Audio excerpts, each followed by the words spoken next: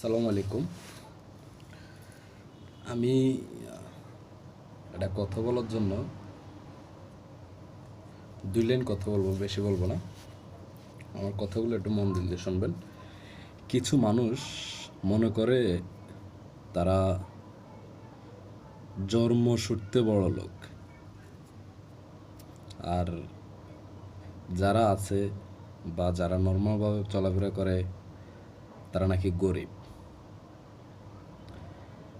আসলে যারা নিজে পরিশ্রম করে টাকা উপার্জন করে বড় লোক হয়েছে, তারা কখনো বিলাসিতা করার চিন্তা ভাবনা করে না। আর ছোট কোনো গরিব মানুষকে দেখলে বিলাসিতা মতো আচরণ করে না। দেখবেন কিছু মানুষ ঘুষ খাইয়া, সুদ খাইয়া, দালালি করা বড় লোক হয়েছে। এরা দেখবেন যে মানুষরে কোনো মানুষে মনে করে না। আমি নর্মাল জামা কাপড় গায়ে দিই, তার মানে এই না যে আমি একবারে গরিব। আল্লাহ আমার একবারে কোনো কিছুই দেয় নাই। আলহামদুলিল্লাহ, আল্লাহ আমার যথেষ্ট পরিমাণ দিয়েছে। বাট আমি চিন্তা করি, যে জায়গায় আমি একটা শার্ট 15 দিন গায়ে দেবো, সে জায়গায় আমি 30 দিন গায়ে দিই। ওই 30 দিন গায়ে দেওয়ার আরেকটা শার্টের পয়সা আমার নিজের পছন্দের কিছু মানুষ আছে বা পছন্দের করার মতো কিছু কাজ আছে, ওই কাজগুলো আমি করার চিন্তা ভাবনা করি। আসলে টাকা পয়সা উপার্জন করলে আল্লাহ শরীর সুস্থ ভালো রাখছে, আলহামদুলিল্লাহ। শরীর ভালো রাখছে, এই কারণে টাকা পয়সা কামাই করতেছি, উপার্জন করতেছি।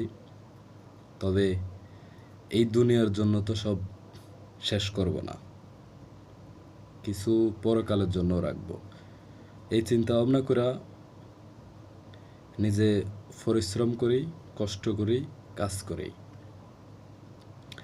এখন আমি ছুটির দিন, আজকে শুক্রবার দিন, ছুটির দিন, যেহেতু আমি যে এরিয়াতে চাকরি করি এরিয়াটা শুক্রবারে ছুটি থাকে। তো ছুটির দিন আমি কাজ করি, তার মানে এই না যে আমার ঘরে খাওয়ার নাই। আলহামদুলিল্লাহ, আমার ঘরে খাওয়ান আছে। বাট আমি শুক্রবার দিন কাজ করি। যারা উপার্জন করতে পারে না বা যাদের সামর্থ্য নাই বা যাদের শরীরের সমস্যার কারণে তারা উপার্জন করতে পারে না, তাদের জন্য কিছু একটা করার চিন্তা ভাবনা করি। আসলে বর্তমান তো বাংলাদেশটা এমন অবস্থা হয়ে গেছে, কেউ কারো করে 2 টাকাও যদি দান খরচ করে, ওই 2 টাকাও ছবি তুলে বা ভিডিও আকারে ফেসবুকে, টুইটারে, ইনস্টাগ্রামে, এই ইউটিউবে আপলোড দেয়। আসলে দান খরচ করার এমন একটা সিস্টেম, ডান হাতকে দিলে বাম হাত যেন না জানে, বাম হাতে দিলে ডান হাতে যেন না জানে। দান খরচের সিস্টেম হলো এমন। তো আমরা তো আসলে এটা পারি না। নিজেরা নিজের সমাজে নিজের চেহারা বাসানোর জন্য বা সোশ্যাল মিডিয়াতে নিজের চলাফেরা উচ্চ লেভেলে নেওয়ার জন্য এগুলো আসলে ফেসবুকে বা বিভিন্ন জায়গায় সোশ্যাল মিডিয়াতে আমরা আপলোড দিয়ে থাকি। আপনারা জানেন, যখন বাংলাদেশে 22 সালে সিলেটে ভয়াবহ একটা বন্যা হয়েছিল, এই বন্যাতে বাংলাদেশের কোন সেলিব্রিটিরে দেখা যায় নাই? সব ধরনের সেলিব্রিটিরে কিন্তু দেখা গেছে। তো যারা ওই সময় গেছিল বা ত্রাণ করছিল বা মানুষকে সহযোগিতা করছিল, আলহামদুলিল্লাহ তারা ভালো মানের বা ভালো মানুষের পরিচয় দিছিল।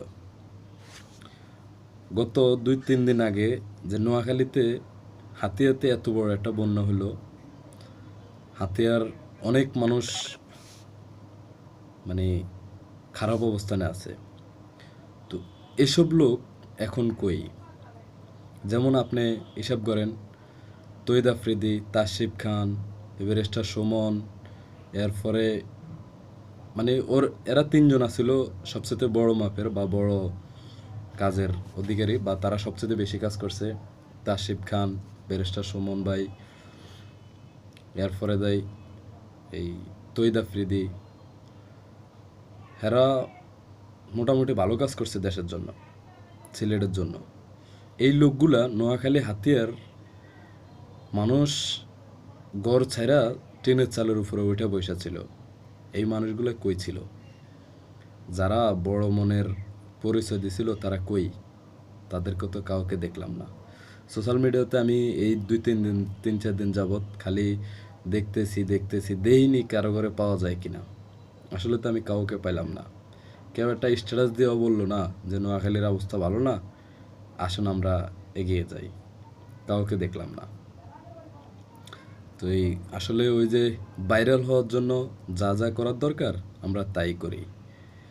মানুষকে 10 টাকা দান করে দেওয়ার পরও এটা ফেসবুকে আপলোড দিয়ে যেহেতু আমরা ভাইরাল হতে পারি, আমগো চেহারা মানুষে চিনবো, দেখবো, আমগো দেখলে রাস্তা ক্লিয়ার করে দেব, এই কাজের জন্য।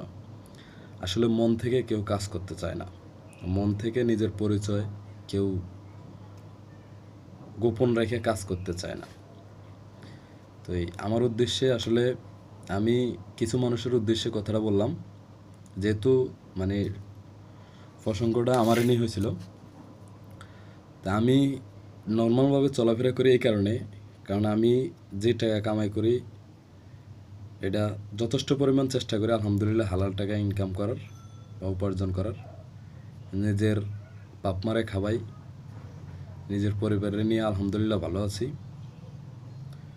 তো এই যা 2-1 টাকা আল্লাহ তৌফিক দেয় মানুষে বা গরিব মানুষে দেওয়ার চেষ্টা করি বা দিই, এগুলো ফেসবুকে বা সোশ্যাল মিডিয়াতে আপলোড দেওয়ার আসলে নিজেকে প্রয়োজন মনে হয় না নিজের কাছে, এই কারণে এগুলা করি না।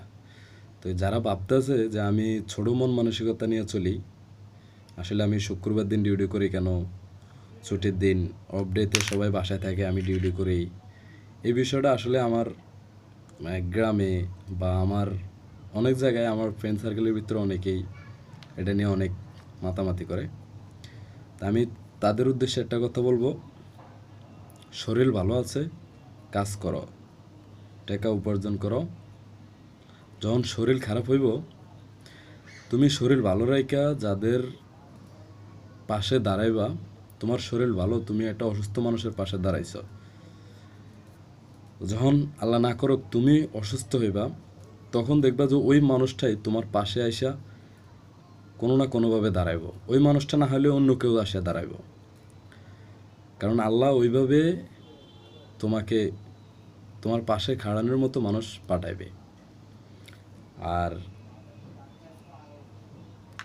নিজে ভালো আছো খালি এই চিন্তা করলে হবে না, আশেপাশে পাড়া প্রতিবেশী আত্মীয় স্বজন তারাও ভালো আছে কিনা এটাও জানার চিন্তা ভাবনা করবা বা জানবা, দোয়া করবা, ভালো থাকবা। আর আমার কথায় কেউ মনে কষ্ট পাইলে আসলে ক্ষমা করে দেবেন। আমি ফেসবুকে এভাবে ভিডিও বানাই না, আর কোনো সময় বানানোর চিন্তা ভাবনাও ছিল না। আমি ফেসবুকে এমনিতে হাসমস্কারি করি বা বন্ধুবান্ধব লয়ে একটু আড্ডা ফাড্ডা দিই, কোনো জায়গায় ঘুরতে গেলে ওইরকম ধরনের ভিডিও ফেসবুকে বা ইউটিউবে আপলোড করি, এটা নিজের ভালো লাগে এই ক্ষেত্রে।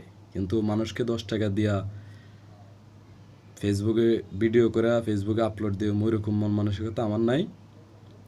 দোয়া করবেন, ভালো থাকবেন, আর ওইরকম মন মানসিকতা যাতে আমার না হয়।